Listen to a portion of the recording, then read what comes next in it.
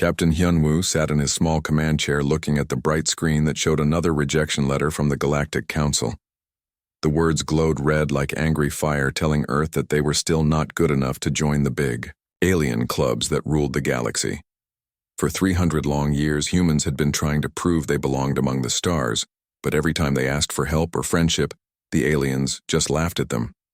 The worst part was that the aliens were right about humans being slow and weak. While other species could jump between stars in the blink of an eye, humans crawled through space using old fusion engines that barely worked. Their fastest ships took months to travel, distances that aliens covered in hours. The Galactic Council called humans the dumb children of space, too stupid to learn real technology, and too weak to matter in galactic politics. Dr. So Young worked day and night in her secret laboratory deep under the city of Seoul. She believed that humans had something special that aliens did not understand, but she could not prove it yet. Her research focused on how human brains worked in ways that seemed impossible according to normal science. She studied the minds of space, pilots who traveled to the outer planets and found strange patterns in their brain waves that made no sense to regular scientists. Most people thought Dr. So Young was wasting her time trying to prove humans were special, when clearly they were not. Even the government officials who paid for her research seemed embarrassed by her work. They wanted her to copy alien technology, instead of looking for something that might not even exist. But So Young had seen things in her brain scans that made her heart race with excitement. Human minds seemed to work on frequencies that her equipment could barely detect. Ambassador Jin Ho stood in the Great Hall of Nexus Prime Station, where representatives from 1,000 alien species gathered to make decisions about the galaxy. The ceiling stretched up so high that clouds formed near the top, and the floor was made of crystal that showed reflections of beings with tentacles, scales, and bodies made of pure light. Jin Ho wore his best formal clothes, but still felt like a child trying to sit at the adult table. When Jin Ho stepped up to speak about Earth joining the galactic trade networks, the alien audience began making sounds that passed for laughter among their kinds. The Vorthak representative, who looked like a giant purple tree, with eyes growing on its branches, pointed at Jin Ho with one of its many arms and said that humans were like insects pretending to be birds. The comment made thousands of aliens burst into more laughter sounds that hurt Jin Ho's ears and made his face burn with shame. Back on Earth, strange reports were coming in from the mining colonies on distant planets. Workers digging for rare metals on Kepler 442b said they could hear voices whispering in Korean even. Though they were alone in the vacuum of space, pilots flying supply runs through the asteroid fields between Mars and Jupiter reported that their ships sometimes seemed to fly themselves, responding to thoughts instead of control stick movements. The Earth government marked these reports as classified information and told people not to talk about them. Most officials thought the strange stories were just space madness affecting people who spent too long away from Earth. But Dr. So Young read every report with growing excitement because she recognized what was happening. The patterns matched her brain research perfectly. Humans were changing, and the universe itself seemed to be helping them change. Everything changed on a Tuesday morning, when massive alien warships appeared around Earth without any warning. The ships were bigger than cities, with hulls that gleamed like black metal and weapons that could be seen glowing from Earth's surface. The hegemony of Zix had come to teach humans a lesson about knowing their place in the galaxy.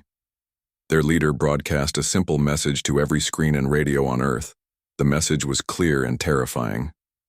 Humans had 1 hour to stop embarrassing themselves by applying to join galactic civilization, or the hegemony would destroy every human settlement in space and probably Earth too. The alien ships positioned themselves around the planet like hunters surrounding a wounded animal. Their weapons powered up with energy readings that made Earth scientists shake with fear. Captain Hyunwoo received emergency orders to take every available Earth ship and try to defend the planet. He knew it was hopeless because Earth's entire space fleet consisted of only 12 combat ships against hundreds of alien dreadnoughts. Each enemy vessel was armed with technology that could crack planets like eggs, while human weapons were barely strong enough to damage asteroid rocks. Lieutenant Da-Yun checked her flight suit for the 3rd time as she prepared for what everyone knew would be the last battle humanity ever fought. She was 22 years old and had dreamed of exploring the galaxy since childhood. But instead of discovering new worlds, she was about to die, trying to protect the only world. Humans had ever known Commander Taemin, who had 30 years of military experience, help the younger pilots prepare for a fight. They could not win, Doctor. So Young watched the approaching enemy fleet on her laboratory screens. But she was more interested in the readings from her consciousness detection equipment. Every human brain on Earth and in the colonies was suddenly operating at power levels she had never seen before. Fear was triggering something deep in human neural structure, something that had been sleeping for thousands of years. Her sensors detected waves of energy spreading out from Earth like ripples in a pond. The battle was about to begin, and everyone expected it to end with human extinction. But Dr. So Young suspected that something incredible was about to happen instead. She had spent years studying the hidden potential of human consciousness, and now that potential was waking up. The universe was about to learn that humans were not the joke they appeared to be. They were something much more dangerous than anyone had imagined. The hegemony warships hung in space like giant metal sharks waiting to feed, and their commander sent one final message to Earth. The voice that came through every speaker on the planet was cold and mechanical, telling humans they had exactly 60 minutes to formally surrender all claims to galactic citizenship or face complete destruction. The countdown timer appeared on every screen, showing the seconds ticking away toward humanity. Final moment. Captain Hyun-woo gathered his tiny fleet of 12 ships, knowing that each one represented years of human engineering and the dreams of people who believed Earth could someday stand equal among the stars. His pilots were the best humanity had to offer, but their best was still pathetic compared to alien technology. Lieutenant Da-eun piloted a fighter barely large enough for one person, while Commander Taemin commanded a cruiser that would count as a small shuttle to the enemy forces. As the human ships moved toward the alien formation, their instruments went crazy, trying to measure energy levels that seemed impossible. The enemy vessels generated enough power to light up entire star systems, and their weapons could probably destroy Earth-Moon with a single shot. Captain Hyun-woo opened communication channels to give his pilots final orders, knowing that most of them would be dead within minutes of engaging the enemy. Dr. So Young monitored the approaching battle from her underground laboratory, but her attention kept shifting between the tactical displays and her consciousness detection equipment. Something amazing was happening to human brainwaves across the entire solar system. Every person on Earth and the colonies was thinking with perfect synchronization, as if 8 billion minds had suddenly become one massive brain working together. The hegemony fired their first shots, not at the human ships but at 3 orbital stations around Earth. The energy beams cut through the stations like hot knives through butter, creating explosions so bright they could be seen from the planet's surface. The message was clear. Humans had minutes to surrender, or everything they had built in space would be destroyed, followed by every city on Earth. Captain Hyun-woo ordered his fleet to attack even though their weapons would barely scratch the alien hulls. Lieutenant Da-eun armed her missiles and selected targets on the nearest enemy dreadnought. She expected to die within seconds, but as she fired her weapons, something incredible happened. The missiles changed course in mid-flight, guided by an intelligence that was not programmed into their systems. The human missiles struck the alien ship in places that should have been heavily armored, but somehow found tiny gaps in the enemy defenses. Explosions bloomed along the hegemony vessel hull and alarms began sounding on their bridge. The aliens could not believe that primitive human weapons had actually damaged their advanced warship, but the evidence was right there burning on their outer armor. Lieutenant Da-eun stared at her targeting screen in shock, because she could somehow see the weak points on enemy ships, even though her scanners showed solid armor everywhere. She thought about where to aim, and her weapon systems responded to her thoughts instead of her hands. The targeting computer showed her firing solutions that should have been impossible, but when she pulled the trigger, her shots hit exactly where she intended. Commander Taemin found his heavy cruiser performing maneuvers that should have killed everyone aboard from the gravitational forces, but his crew felt perfectly comfortable, as if space itself was cushioning their ship. His weapons officer reported that their main guns were hitting targets at ranges that exceeded their maximum effective distance by thousands of kilometers. Something was helping them fight, and that something was not any technology they understood. Across the battlefield, human pilots were experiencing the impossible. Their ships responded to intentions instead of controls.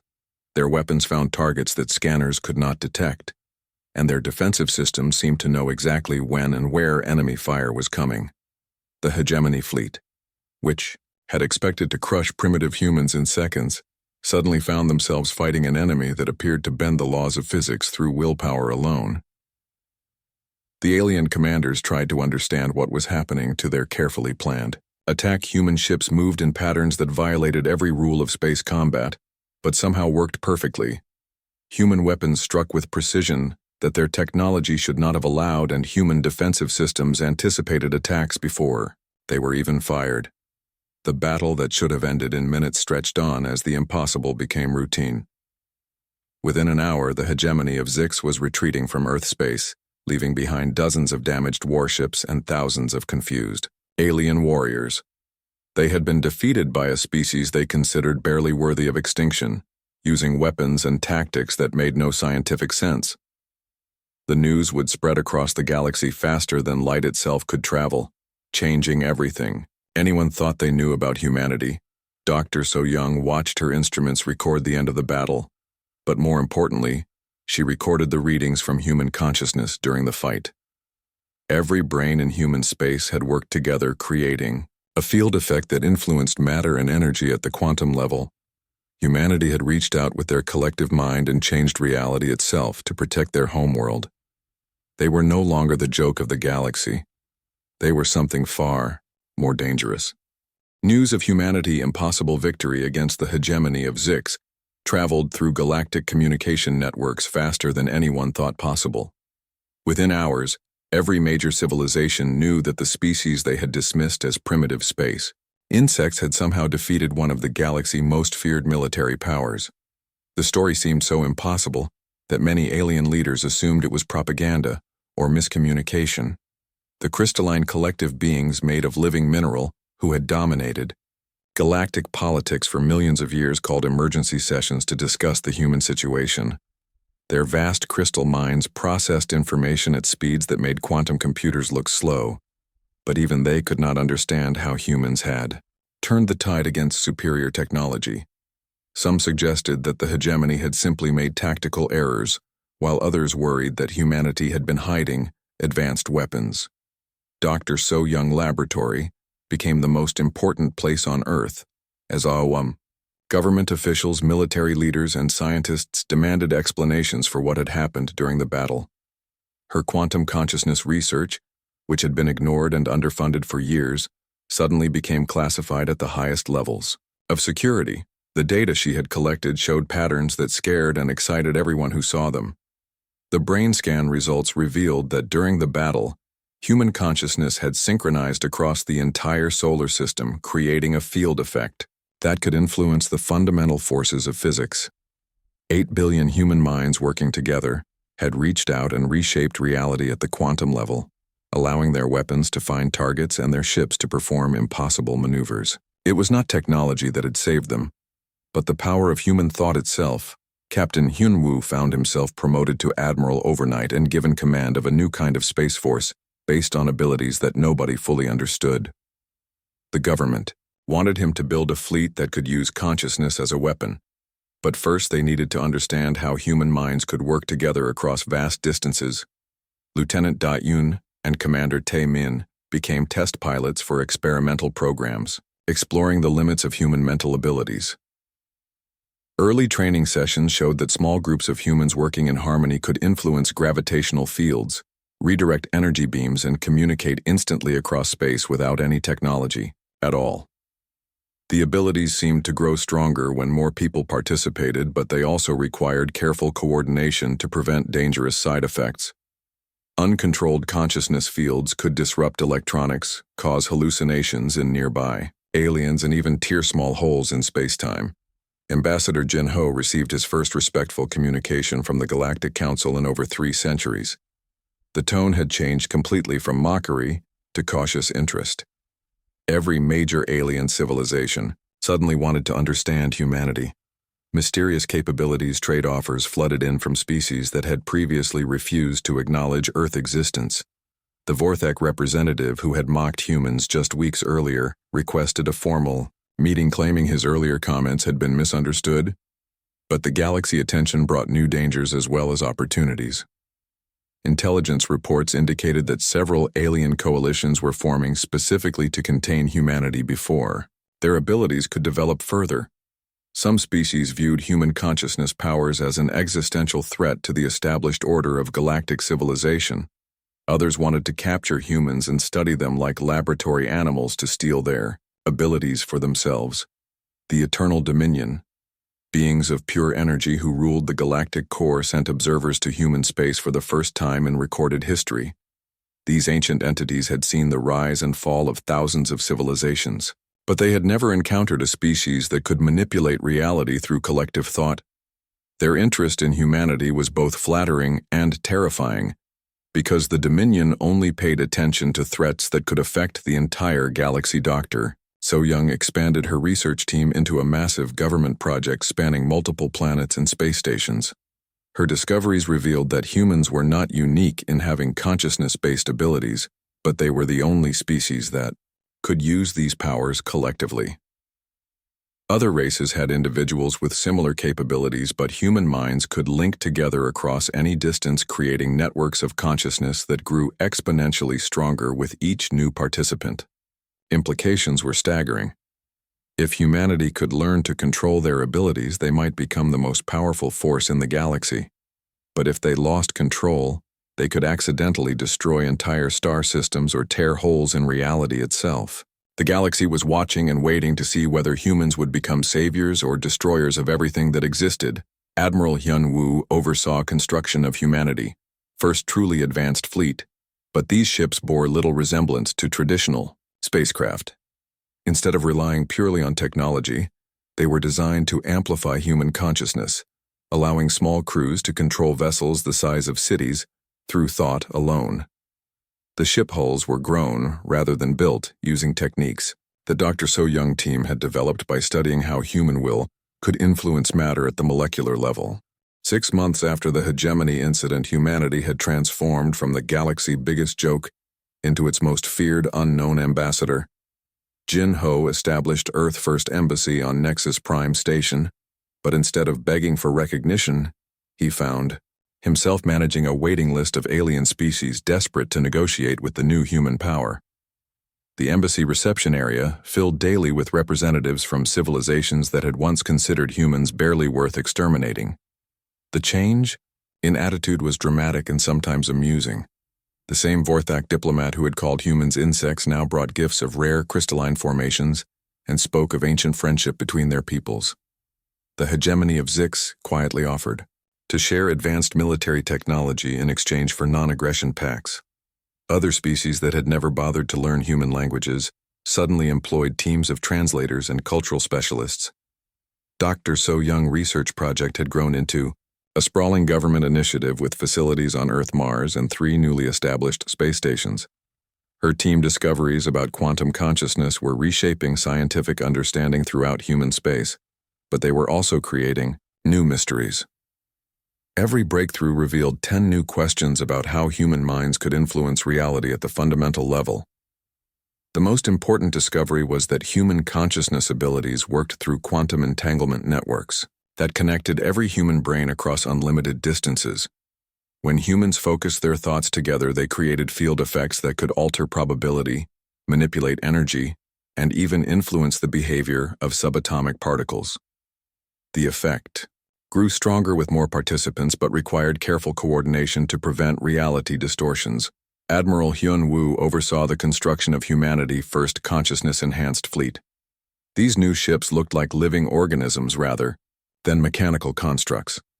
Their hulls were grown using biometal alloys that responded to human thought patterns, and their control systems linked directly to pilot brain waves. A single trained crew could operate a ship large enough to carry 50,000 people simply by thinking about where they wanted to go. Captain Miran became one of the first pilots qualified to command these new vessels. Her ship, the Harmony, carried a crew of 12 specially selected individuals whose minds could operate in perfect synchronization. The ship itself was more like a living extension of the crew consciousness. than a traditional spacecraft responding to collective thoughts and intentions rather than mechanical controls. The Harmony first mission took them beyond the local stellar neighborhood into regions of space that had been mapped but never explored by humans. What they found changed everything about humanity. Understanding of galactic history. Ancient, abandoned worlds, scattered through space, showed evidence of civilizations that had vanished without explanation, leaving behind only crystallized structures that resonated with the same quantum frequencies as human consciousness. These discoveries suggested that humanity was not the first species to develop consciousness-based abilities, but they might be the first to survive the experience. The crystallized ruins showed signs of catastrophic reality distortions that had apparently destroyed entire civilizations. In moments of uncontrolled psychic feedback, the galaxy was littered with the remains of species that had gained godlike powers and then accidentally destroyed themselves. News of these discoveries spread through underground networks of smaller, alien civilizations who had always lived in fear of the galactic superpowers. For the first time in centuries, these oppressed species saw hope that the established order might change the gentlefolk of Kepler 186f, a peaceful agricultural society. Contacted Earth directly asking for protection from raiders who had terrorized their system for generations. Admiral Hyunwoo's response was swift and decisive. The Harmony and 2 escort vessels arrived in the Kepler 186 system just as another raid was beginning. The human ships did not fire a single shot, but instead projected consciousness fields that dampened aggressive impulses throughout the area. The raiders found themselves unable to maintain hostile thoughts and simply flew away. Confused and peaceful, this incident established a pattern that would define humanity's role in galactic politics. Small civilizations began seeking Earth protection, while major powers watched nervously as human influence expanded. The balance of power that had remained stable for millennia was shifting, and nobody knew where it would lead. The galaxy was entering a new era, and humans were writing the rules. The Omega Crisis began without warning when humanity's rapid expansion finally triggered a response from the galaxy's oldest and most powerful entities, the eternal dominion beings of pure energy, who had ruled the galactic core since before most current species evolved, decided that the human problem required their personal attention. Their intervention came as a shock, even to civilizations that had existed for millions of years. The Dominion fleet materialized simultaneously around every human colony in space, hundreds of ships that existed partially outside normal space-time and appeared immune to all conventional weapons. Their vessels looked like geometric patterns made of crystallized light, constantly shifting between dimensions in ways that hurt to observe directly. Human instruments could barely detect them, and tracking their movements proved impossible. Their ultimatum was delivered directly into the minds of every human in the galaxy, bypassing all communication systems and speaking in each person's native language. The message was simple but terrifying. Humanity would accept confinement to a single star system and suppress their consciousness abilities forever, or face complete erasure from the universe. The Dominion claimed that human mental powers threatened the fabric of reality itself. Dr. So-Young found her quantum consciousness sensors overwhelmed by readings that broke every model she had developed. The Dominion beings operated on frequencies so far beyond human perception that her equipment could barely register their presence. Yet somehow humanity, collective unconscious, was already responding to the threat. Across human space, children began having identical dreams of geometric patterns that caused physical pain to contemplate. Admiral Hyunwoo coordinated humanity's response from his flagship, but traditional military strategies seemed meaningless against enemies who could exist in multiple dimensions simultaneously.